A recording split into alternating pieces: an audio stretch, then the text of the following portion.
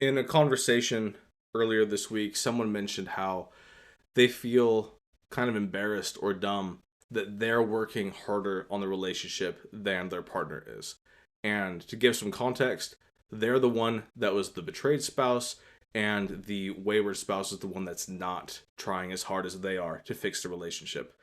And so they're feeling kind of embarrassed about this. Like, why am I so willing to work on this when it seems like they're barely putting any effort in? And so, what can you do about this? How can you think about it?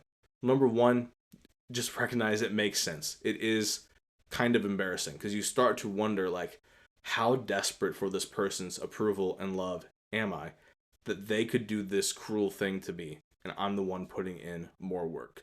Oftentimes, the question of, like, am I going to be the person in this relationship who loves more, who forgives more? Those start to come up. And that can feel like you're putting yourself in a place of weakness and vulnerability because you're always going to be the one that loves. You're always going to be the one that forgives. And it just makes it feel like you could be used. And to a real extent, that is what relationships do. Like, you put yourself in a vulnerable spot. And so, one thing that can be helpful is just making an initial reframe in your own mind that choosing to be the person that loves more and forgives more does not make you a weak person. It is a beautiful thing to be the one that loves more. Love is not a zero sum game where, like, it has to be equal. Like, if you have a little bit more love for your partner than they do for you, that's something you can be proud of. That's something that you can appreciate about yourself, how loving you are. At the same time, having that type of perspective, having that type of love and willingness to forgive often is conjoined with having lower boundaries for how you allow yourself to be treated.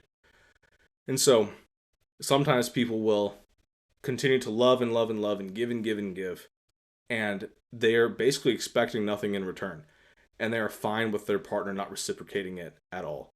And that's where a lot of that embarrassment and shame can come with. But what I want you to walk away from this video with is the belief in the just seeing it, because I think it just makes sense. You can both be the person that chooses to love more and give more and forgive more and still have firm boundaries. You can still know exactly when you're going to walk away from a situation because you're not receiving anything that you need out of that context or out of that relationship. And I will say this, that I've seen multiple times, that the person who was betrayed often is in an emotionally healthier place than the person who was doing the betraying. And it's completely unfair. And so if that's you, I see you, I recognize that. I encourage you to hold your head up high because you're in an incredibly difficult spot. You're trying to do the work of two people to fix this relationship. And oftentimes it's not just about you. It's often about, like, for the sake of the family, for the sake of your kids. And so, again, hold your head up high. Recognize that sometimes those relationships still can be saved, but you need to have a timeline in mind. You need to have some boundaries of kind of the minimum of what you're expecting right now.